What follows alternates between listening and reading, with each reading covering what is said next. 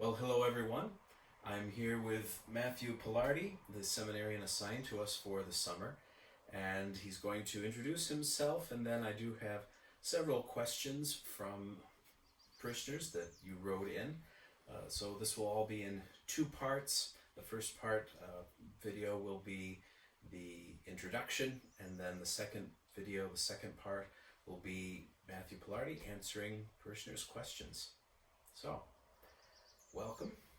Thank you. Good to have you with us. Well, it's pleasant to be here. It's such a picturesque area. It is indeed. It is indeed. So, what are some of the things that you would like everyone to know about you? Okay. Well, that's a tall order. Obviously, my name is Matthew Palardy, and I'm originally from western Massachusetts, Berkshire County, which, as far as being a very touristic area out there, as well as here, there are a large number of socioeconomic similarities. Although I think the mountains are a little higher here. Out there, they're more hills. Not nearly as large as the mountains where my brother lives in Colorado. But I like it green. I don't like that rocky, bare idea. So, as I said, it's very picturesque. When I'm in the Berkshires, I work as a tutor at Berkshire Community College, dealing with undergraduates. Mostly English, social sciences, humanities, a few odd curveballs thrown in there. Like last semester, I tutored a wine appreciation course. Oh, that must have been fun. Yes, the prep work for that, I'd say, was very enjoyable. But I've been doing that for 10 years now. It's work I just sort of fell into. I work one-on-one with students, and I parlayed that a little bit in the past into working with private students at high schools. Students were homeschooled, other colleges, and so forth. And obviously we're doing all of that remote. Like just about everything is being done now. Has its benefits, but it also has its drawbacks. So what draws me to the Diocese of Albany here, western Massachusetts, is the Diocese of Springfield. I first indicated an interest in priestly formation over 15 years ago, in my 20s out there, but very little seemed to pan out from that. I started coming here to this diocese about 10 years ago because I was drawn to the extraordinary form of the Mass, which was offered currently in Albany and in Troy. And I learned the Mass very well. I started serving it, became a master of ceremonies, which means you have to know all the ins and outs, and it's much more complicated than the ordinary form. The way the service takes place has to be just so. Of course, everything is in Latin. If you have a solemn Mass with a celebrant, a deacon, and a subdeacon, they all need to be doing things, and often multiple things at once. Well, the choir's doing multiple things at once as well, so it's it can be complicated, but that got me literally and figuratively very close to the altar. And I figured, somewhat over a year ago, around Easter 2019, I'm going to write Father Legato and express an interest. Why not? I have met met a number of clergy. I have many friends out here. I'm not too far away. I can, get to my home 40, 50 minutes drive from Albany. So I asked, and I'm here. Here you are. Yes, here I am. So I'll be completing up my first year in formation this summer. In a pre-theologate, I've been taking classes at St. Bernard's Institute, which has is based out of Rochester, but has a satellite campus that meets at 40 North Main, and I've greatly enjoyed the classes there in philosophy. No surprise for someone who works in higher education to begin with, and that is essentially the story as to how I wound up here. Okay. You mentioned that you started serving at the Extraordinary Form Mass, and for anybody who might not be familiar with that term, you may have also heard it referred to as the traditional Latin Mass. So any of you that remember how the Mass was in the early 60s and prior to that, it's a form that's enjoying a sort of resurgence in the church, if you will. But I'm wondering, when you were a kid, did you serve Mass in your parish or anything like that? No. Were you involved liturgically growing up? So when you started coming to that Extraordinary Form Mass, what was it that got you into serving and participating in the Mass in that way there? I was asked. Aha! I was asked. It actually started out, we had a few small Extraordinary Form Masses in Pittsfield that unfortunately didn't really amount to anything enduring, but I was asked to serve there, and one day I came to a Mass, must have been 2015, I think, at St. Joseph's, Troy, where they have the traditional Mass, and now the Carmelite, right, the old Mass, and there was a dearth of servers, so I was asked to serve there. I bought Adrian Fortescue's Ceremonies of the Roman Rite Described, which is the guidebook of how to every sort of ceremony that one can do according to the old missal ritual breviary and that sort of thing, 500 pages long. Read through that, and I'm sure it was riveting. It was actually quite exciting. If you have a sense of liturgy, you can actually look through the instructions and visualize how this is supposed to take place.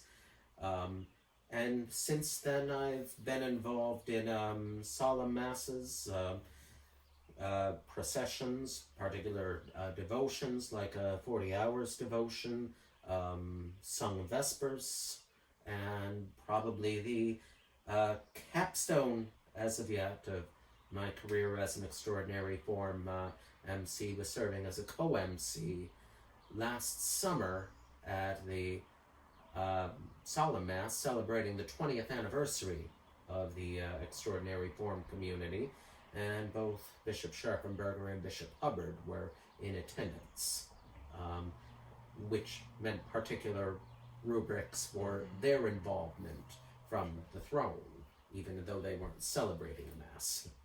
Yeah. In other things that you've done in life, have you ever had that kind of a role of being involved in any kind of ceremonies, or in directing people, or stage productions, anything like that? Or was this a completely brand new sort of experience in life?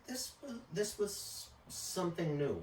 I mean, no doubt. I mean, aside from, I did some acting in community theater when I was much younger, but I wasn't a director or stage manager or anything of that sort.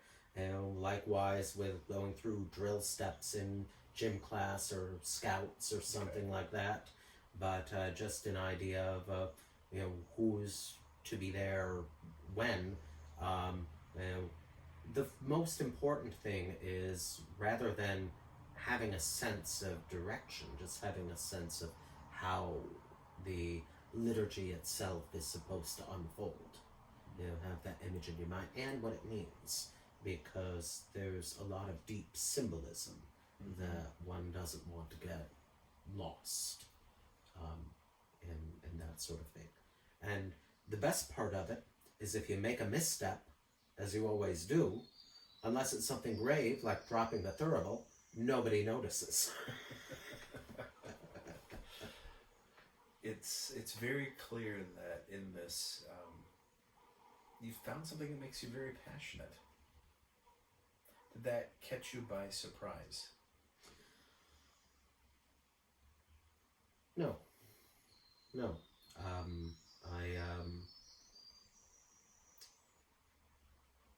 I've always, I think, had a more solemn, formal attitude about myself, and it was one of the reasons why I was in my childhood and in my youth very uninvolved in the faith.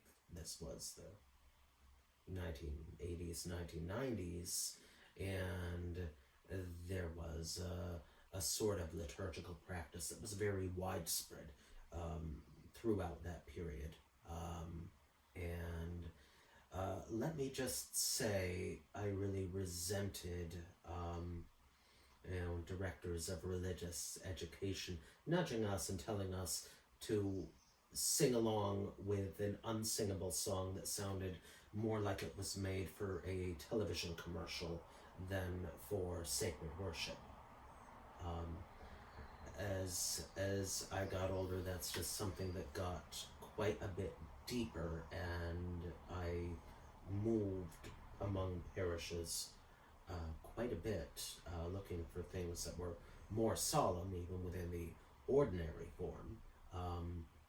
Really wasn't until about 10 years ago I found myself more freed up time-wise to take the 40 minutes to an hour to get from Pittsfield to Albany or Troy to hear the traditional mass frequently.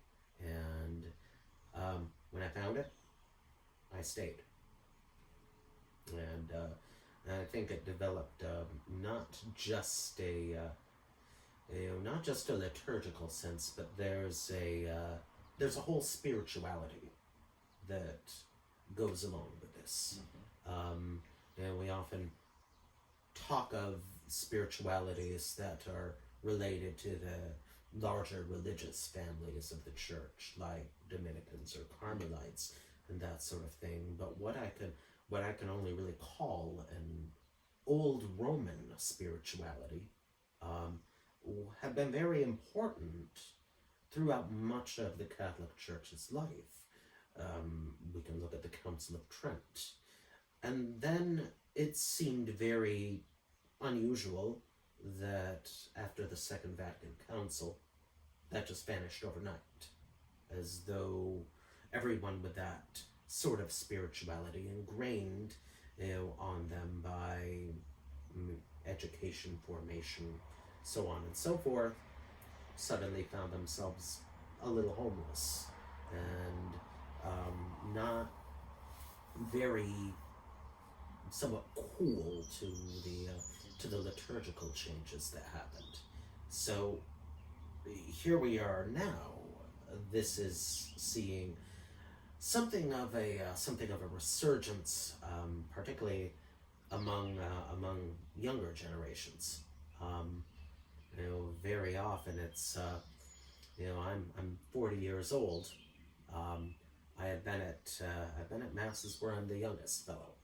I've never been at a mass where I'm the oldest fellow, but that day will come. That day will come.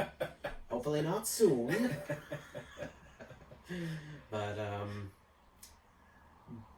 I definitely, in certain masses I've been to, I skew older than the mean, so to speak. So there's I think there's a rich future in many of the liturgical shifts that we're seeing coming around. Many of them very strongly supported by Pope Benedict and very much part of his legacy, and that's what led me to come here. And I know a lot of other young men, if not necessarily within this diocese, but elsewhere, have considered a priestly or religious vocation because of their assistance at extraordinary form masses and rituals, including serving them, not necessarily. Well, I want to ask you finally just a question about spirituality. You use the word homeless. In your own journey of faith throughout life, would you describe a dynamic in that of feeling a kind of spiritual homelessness and then coming to find a home with that community you found here in Albany? I would definitely say so, and I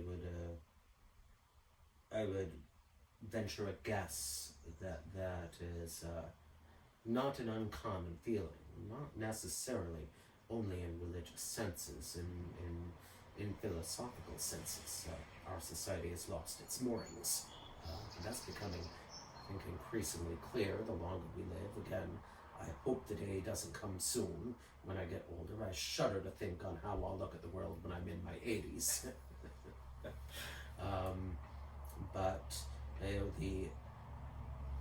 the vast, drastic quality of many of the religious, social, cultural changes that have just been snowballing over recent decades is leaving everyone a little disoriented and leaving the worlds that once they found familiar now looking like foreign countries. And I think that's going to be a huge pastoral concern that we're going to be facing continually over